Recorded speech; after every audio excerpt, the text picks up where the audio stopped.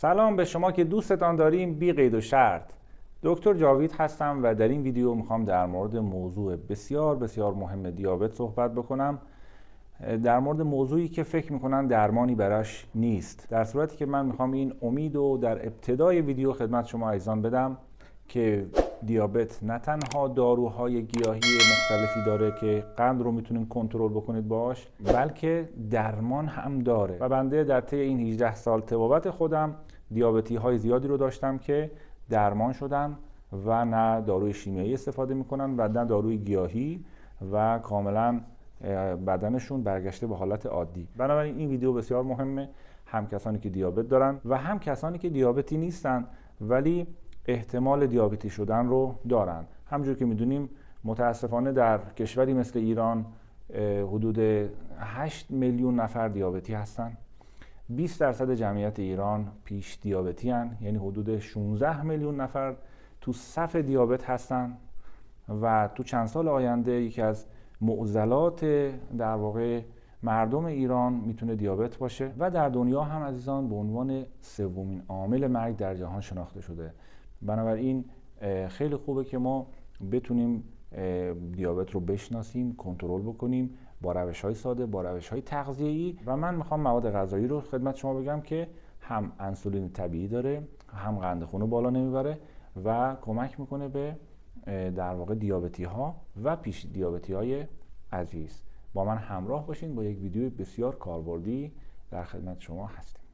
من این امید رو به شما دادم که دیابت درمان می شود، به شرطی که شما به بدنتون اجازه بازسازی و رفرش بدید، به شرطی که شما بدن رو پاکسازی بکنید و این اصول رو رعایت بکنید و باور کنید که بدن انسان در واقع سیستم ترمیمی داره، قابلیت بازسازی داره. غدد ما میتونن خودشون رو بازسازی کنن، سلول های ما میتونن خودشون رو ترمیم بکنن و این دیدگاه که ما درد بی‌درمانی به نام دیابت داریم کاملا اشتباه است و کافیه که یه مقدار این ذهنیت رو کنار بذاریم و سیستم بدن ما کاملا خود ترمیم بازسازی میکنه.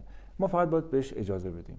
اولین گام برای اجازه دادن به بازسازی و ترمیم غدد بدن باور هست، اعتقاد هست. دومین گام رعایت ممنوعات هست، موادی که نمیذاره این سیستم ترمیم در بدن ما فعال بشه. چه موادی هست؟ من اینها رو در یک ویدیوی حدود 10-15 دقیقه گفتم، ویدیویی به نام ممنوعات، و میتونید ملاحظه بفرمایید. لینک این ویدیو رو هم اینجا براتون میذاریم و میتونید ملاحظه بفرمایید و در قدم اول اون رو ببینید. درمان دیابت عزیزان بین 2 ماه تا 10 ماه طول میکشه طبق تجربه‌ای که ما داشتیم و کسانی که واقعا مصمم باشن برای درمان قطعاً اینو بدونید که درمان میشید. قطعاً بدونید عزیزان، این خیلی مهمه که من چیزی که دارم میگم خدمت شما طبق تجربه من هست که بیش از 50,000 بیمار من دیدم. تجربه خودم رو میگم از افرادی که بسیار زیاد بودن و درمان شدن و نه قرص شیمیایی مصرف میکنن نه داروی گیاهی و کاملا نرمال عادی شدن. این خیلی مهمه که شما اعتقاد داشته باشید، شروع بکنید. با این مواردی هم که در این ویدیو میگم میتونید سرعت بهبود رو افزایش بدید. تحقیقات نشون داده گیاهان مختلفی قادرن مکانیزم هایی رو در بدن ایجاد بکنن مانند کاهش جذب گلوکز، افزایش ترشح انسولین از لوز المعده و بهبود عملکرد سلول ها در متابولیسم قند. این گیاهان در واقع دیابت رو کنترل میکنن و اثر خیلی مثبتی دارن در کنترل قند خون و شما میتونید اینها رو بشناسید و چند تایی هستن خدمت شما میگم. اینها رو اگر در روتین برنامه زندگیتون قرار بدین خیلی مؤثر هست. اولینش زردچوبه هست. زردچوبه یه ترکیب فعال به نام کورکومین داره، اثرات خیلی مثبتی داره عزیزان روی دیابت و باعث میشه که قند خون رو کاهش میده، چون التهاب رو کم میکنه، حساسیت به انسولین رو افزایش میده و حتی سطح هموگلوبین ایوانسی رو عزیزان کاهش میده و کمک میکنه به سلامت قلب و افراد دیابتی اگر از زردچوبه استفاده بکنن خیلی خوبه. زردچوبه رو البته اگه بخوان بهتر اثر بکنه خیلی خوبه که به همراه فلفل سیاه استفاده بکنن یا یک سری چربی های سالمی رو همراهش استفاده کنن. بنابراین در سنت های قدیمی حکما و ایرانیان قدیم هم زردچوبه و ادویجات رو ترکیبی استفاده میکردن، با غذاهای چرب بیشتر استفاده میکردن، مثل خورشتی، غذاهای آبگوشت، غذاهایی که در واقع جذب کرکمین در این حالت بهتر میشه و اثرگذاریش بیشتر میشه. گیاه شنبلیله در طب سنتی هم برای درمان مشکلات قند خون خصوصا دیابت نوع 2 شناخته شده هست. تحقیقات زیادی نشون داده عزیزان که شنبلیله کاهش میده قند خون رو، حساسیت به انسولین رو افزایش میده، حتی سطح کلسترول و تریگلیسیرید رو کم میکنه. و این گیاه رو هم شما میتونید هم تازه‌شو استفاده بفرمایید و روزی یک پیش دستی شنبلیله تازه میل بفرمایید، یا اینکه اگر گیاهش در دسترس نبود، تازه‌اش در دسترس نبود، میتونید از پودر شنبلیله استفاده بفرمایید و خشکش کنید، پودر بفرمایید، روزی 1-2 تا قاشق چایخوری میتونید استفاده بکنید، بسیار قند رو کاهش میده. اگر شنبلیله رو در اختیار نداشتید، میتونید از بذر شنبلیله یا تخم شنبلیله استفاده بکنید. تخم شنبلیله رو هم میتونید بذارید توی آب جوش، 1 قاشق بریزید تو آب جوش، 10 دقیقه بمونه، دم کنید و میل کنید. خود شنبلیله رو هم میتونید به عنوان یک دمنوش میل بفرمایید، ولی تخم شنبلیله رو میتونید خیس کنید تو آب، شب تا صبح بمونه و میل بفرمایید، یا دم بکنید. روش‌های مختلفی که اون عصاره تخم شنبلیله بیاد داخل آب و بعد شما میل بکنید، اثرگذاریش بهتر هست. گیاه بعدی که شما میتونید استفاده بکنید به عنوان یک کاهنده قند خون که جنبه غذایی هم داره عزیزان، جو هست. جو به دلیل داشتن فیبر محلول بتا گلوکان میتونه در کنترل دیابت مؤثر باشه و فیبری که داره جذب گلوکوز رو کند میکنه عزیزان و نمیذاره قند خون ناگهان افزایش پیدا بکنه. به خاطر همین کسانی که نون جو استفاده میکنن یا آش جو استفاده میکنن، اینها شاخص گلایسمیشون پایین هست و از نوسانات قند پیشگیری میشه. بنابراین نون جو باز بهترین که جو با سبوس باشه، سبوسدار باشه، اینو توی رژیم غذاییشون داشته باشن. هم خواص زیادی داره جو و هم اینکه میتونه یک ماده مؤثری باشه برای کنترل دیابت. من البته در یک ویدیو جداگانه در مورد یک رژیم غذایی در مورد دیابت صحبت کردم، حدود 500,000 نفر هم بازدید داشتن. میتونید اون رژیم غذایی رو هم شما ببینید، کسانی که دوست داشتن این ویدیو رو میتونید مشاهده بفرمایید. جو همچنین باعث سلامت روده هم میشه و همچنین باعث ترشح هورمون‌هایی میشه که باز به قند خون کمک میکنه. بنابراین جو رو اگر دوست داشتین روزانه حدود 60 گرم جو، 100 گرم به روش‌های مختلفی میتونید استفاده کنید در رژیم غذایی خودتون داشته باشید. مورد بعد لوبیا هست. لوبیا چشم بلبلی. جالب بدونید لوبیا چشم بلبلی که یک غذا هست، در واقع این به دلیل شاخص گلایسمی پایین، فیبر بالا، پروتئین گیاهی، مواد مغذی مثل منیزیم، پتاسیم، این کمک میکنه به کنترل قند خون و من در رژیم‌های غذایی که به بیمارانم میدادم این لوبیا رو توصیه میکردم هفته 1-2 بار بپزن، آبپز کنن، با روغن زیتون میل بکنن و باعث بهبود عملکرد انسولین هم میشه در بدن و نوسانات قند رو هم جلوگیری میکنه. گیاه بعدی بامیه هست. بامیه به دلیل داشتن فیبر بالا و ترکیبات آنتی اکسیدانی عزیزان هم خاصیت ضد التهابی داره و هم کمک میکنه به در واقع کنترل قند. استرس اکسیداتیو رو کم میکنه، حساسیت به انسولین رو بهبود میده و بامیه رو میتونید هم به صورت خام بذارید توی آب بخیسونید، آب بامیه رو بعد از یه شب تا صبح میل بکنید. بسیار عالیه برای کنترل قند خون، تست شده هست، مجرب هست. یا اینکه بامیه رو میتونید بپزید. بامیه رو در فصلی که نیست حتی میتونید خشکش رو استفاده بکنید. اگه بامیه رو خشک بفرمایید هم میتونید در خورشت استفاده بکنید یا به عنوان یک داروی خوب و مؤثر و تجربه شده ازش استفاده کنید. برای کاهش قند خون، برای خصوصا کسانی که مقاومت به انسولین دارن، این در واقع مقاومت به انسولین رو میتونه کاهش بده و خیلی اثر مثبتی داره. گیاه بعدی که عزیزان برای دیابتی‌ها بسیار عالی هست، گیاهی هست به نام مریم گلی. مریم گلی یک گیاهی هست که شما میتونید تهیه بفرمایید. تأثیرات بسیار مثبتی داره روی کاهش قند خون و این رو میتونید استفاده بفرمایید به روش‌های مختلف. میتونید مثلا یک قاشق چایخوری از پودر مریم گلی رو بریزید و توی لیوان آب جوش به مدت 10 دقیقه یه رو بمونه و بعد میل بفرمایید. حالا اگر به این ترکیب پودر دارچین هم اضافه کنید که چه بهتر. خود دارچین هم یکی از اون گیاهانی هستش که خیلی مؤثر هست برای کاهش قند خون و میتونید دارچین رو با چای ترش یا چای مکه با هم ترکیب کنید. یه ترکیب خیلی خوب برای کسانی که هم چربی خون دارن هم قند خون خیلی مناسب هست، هم چربی رو میاره پایین و هم قند خون. یک مقداری دارچین و یه قاشق هم در واقع چای ترش یا چای مکه اضافه کنید، بذارید یه رو 20 دقیقه دم بکشه، میل بفرمایید. عزیزان دارچین بسیار قند خون رو کاهش میده. دارچین رو هم به صورت پودرش میتونید استفاده بفرمایید، روزی 2-3 گرم پودر دارچین، یه قاشق چایخوری هم کافی هست. میتونید این رو به روش‌های مختلف میل بفرمایید، روی غذا بریزید، حتی بعضی وقت اگر با عسل مخلوط بکنید، با مقدار عسل کنار، هیچ مشکلی نداره. دیابتی عزیز میتونن عسل هم مصرف بکنن. عسل برای دیابتی ها روزی یه قاشق، عسل مرغوب، عسل کنار خصوصا یا عسل سدر بسیار عالی هست و کمک میکنه به اینکه دچار نوسان قند و افت قند نشن. بنابراین روزی یه قاشق چایخوری تا یه قاشق غذاخوری بلا اشکال هست. و میتونید عسل‌های طبیعی رو اگر در خارج از ایران هستید از سایت دکتر گرین لایف که یه سایت بسیار عالی هست برای محصولات ارگانیک تهیه بفرمایید و از مبدأ عمان به همه کشورها ارسال دارن.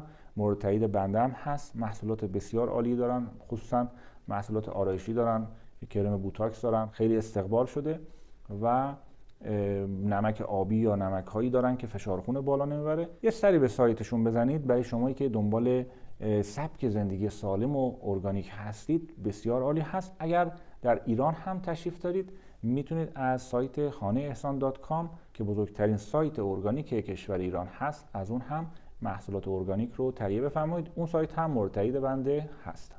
گیاه بعدی گزنه هست. گزنه به دلیل ترکیبات فعالی که داره در کنترل قند خون خیلی موثره. بسیار در دسترس هست. شما تو طبیعت شاید دیده باشین، رفتین دستتون خورده به این گیاه خورده باشه، خیلی سوزش میکنه، میسوزه. بخاطر همین اسمشو گذاشتن گزنه، یعنی میگزه. و این گیاه داره به ما هشدار میده، به ما توجه میده، میگه آقا من هستم، من کمککار شما هستم، قصدم سوزوندن دستت نیست، میخوام بگم به من توجه کنی. چرا؟ انگار که میدونه که چقدر میتونه به ما انسان‌ها خدمت بکنه، برای دیابتی‌ها خدمت بکنه. یکی از اون گیاهان بسیار عالی هست که در افزایش تولید انسولین کمک میکنه به ما و مقاومت به انسولین رو کاهش میده. جالبه گزنه روی کبد هم اثر مثبت داره، باعث تنظیم متابولیسم گلوکوز در کبد میشه و این گیاه رو میتونید دمنوش درست کنید، چای درست کنید و روزی 1-2 لیوان هم ازش میل بفرمایید. گیاه بعدی عزیزان بلوبری هست، میوه بلوبری که شما میتونید ازش استفاده بکنید اگر دسترسی دارید. یکی از اون گیاهانیه که آنتوسیانین داره، کاهش قند رو خیلی خوب انجام میده، حساسیت به انسولین رو در سلول ها افزایش میده و خاصیت ضد التهابی داره و کمک میکنه به افرادی که در بدنشون عفونت دارن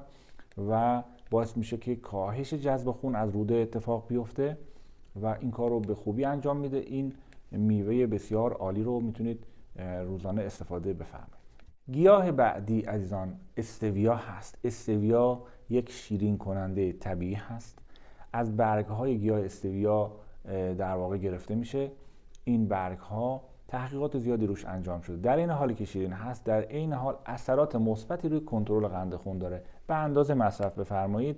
میتونید در واقع برای شیرین کردن غذاهایی که میخواین بپزین، حلوایی اگه میخواین درست بکنید یا اینکه شیرینی خونگی درست بکنید، میتونید از این شیرین کننده استفاده بفرمایید و نه تنها قند رو افزایش نمیده، مطالعات نشون داده که قند رو کاهش هم میده و میتونه جایگزین خوبی برای شکر باشه برای افراد دیابتی که واقعا شکر خطرناک هست. الان خیلی ها از چربی میترسن و میگن روغنمون نمیدونم روغن دنبه استفاده نکنیم، روغن حیوانی نخوریم و روغن زیتون فلان.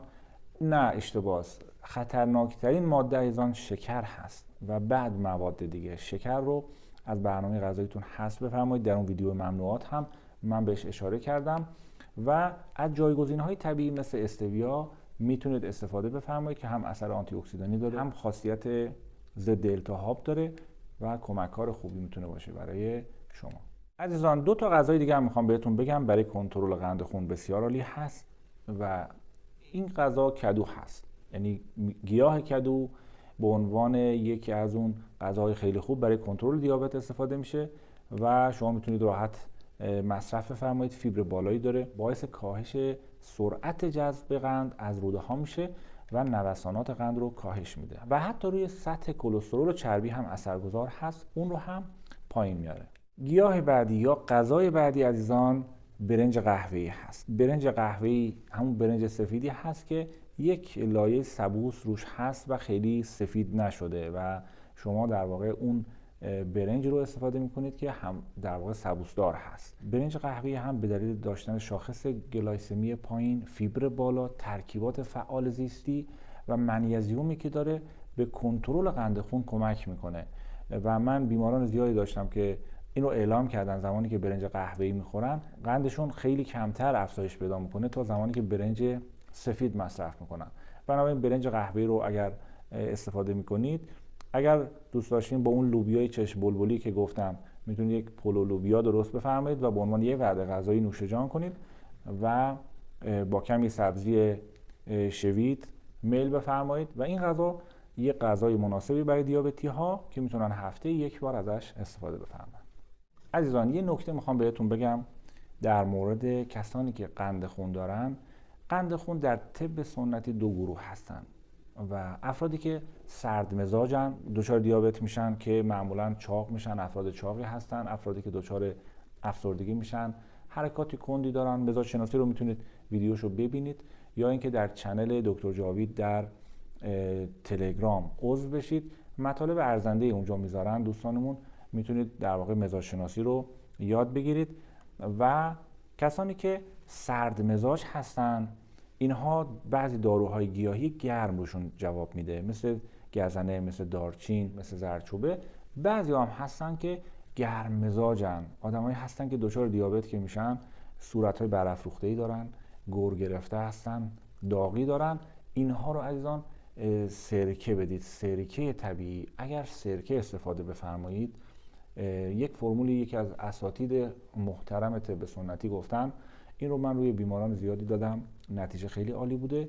دستور به سرکه، به رو، میوه به رو بگیرید، توی سرکه بجوشونید، مثل سیب زمینی که تو آب پز میکنید، به رو تو سرکه آب پز کنید. در واقع وقتی پخت این رو خوب میکس بکنید و بذارید در یک ظرف شیشه‌ای در یخچال بذارید. بعد از غذا یه قاشق چایخوری استفاده بکنید. کسانی که حرارت داره بدنشون، گرما داره، این ترکیب بسیار عالی هست برای درمان دیابت، چون هم کبد پاکسازی میکنه و هم باعث بهبود عملکرد غده لوزالمعده میشه. و سرکه طبیعی عزیزان برای پاکسازی عروق هم خیلی خوبه. کسانی که قند خون بالایی دارن معمولا چربی خونشون هم افزایش پیدا میکنه و قند و چربی که افزایش پیدا میکنه در عروق رسوب پیدا میکنه و عروقشون تنگ میشه، بعد فشار خون هم دوچار میشن. یعنی یک پکیجی دارن اکثر دیابتی ها: قند، چربی، فشار. این سه تا رو با هم دارن که برای تدبیر اونها ترکیب به سرکه بسیار عالی هست. این ترکیب رو استفاده بفرمایید. به مدت 1 ماه که استفاده کردین، باز 2 هفته میتونید ترک بکنید، دوباره 1 ماه بعد استفاده بکنید. ترکیب فوق‌العاده عالی هست. دیابتی عزیزی که فشار خون هم دارن، حتما نمک ارگانیک استفاده بکنید. نمک رو نگید نمک نخوریم. اگر شما نمک طبیعی رو از خودتون حذف بکنید، از رژیم غذاییتون حذف بکنید، احتمال زخم شدن بدنتون، احتمال زخم‌های دیابتی در شما افزایش پیدا میکنه. کسانی که نمک‌های ارگانیک استفاده میکنن، عروقشون نرم میشه، چون پتاسیم داره و پتاسیم در عروق باعث نرمی مایشه ها میشه و سختی جدار رگ رو کاهش میده، خونرسانی بهتر انجام میشه، هم فشار خون بالا نمیره.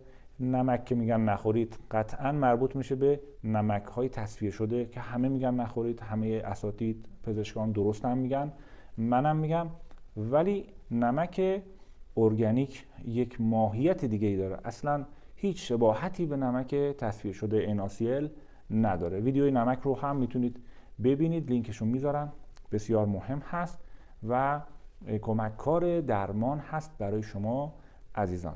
امیدوارم این دقایقی رو که همراه من بودید به بهبود کیفیت زندگی شما کمک بکنه. عزیزان، برای درمان یک بعد جسمی داریم و بعد اندیشه و روحیه. اساتید رو پیدا بکنید، خصوصا اساتیدی که در واقع کار کردن توی حوزه، مثل استاد پروفسور دانش که در حوزه در واقع سلامت ذهن خیلی کار کردن، سلامت مهر. به چنلشون مراجعه بفرمایید و اون رو استفاده بکنید برای آرامشتون، برای بهبودی بیماری هاتون، حتی بسیار کمک کننده هست. یک سری به چنل هاشون بزنید، خیلی عالی هست. و جناب پروفسور دانش کتاب های بسیار ارزشمندی هم دارن، در سایت دکتر گرین لایف گذاشتن. عزیزانی که میخوان در خارج از کشور هستن میتونن سفارش بدن و کتاب ها رو براشون ارسال بکنن، یا به صورت نسخه الکترونیک میتونن دریافت بفرمایید. بسیار بسیار ارزشمند عزیزان و میتونه به زندگی های شما، به بهبود کیفیت زندگی شما و لذت بردن بهتر از عمرتون کمک بکنه. امیدوارم که خوب و خوش و سرحال باشید. خدا نگهدار.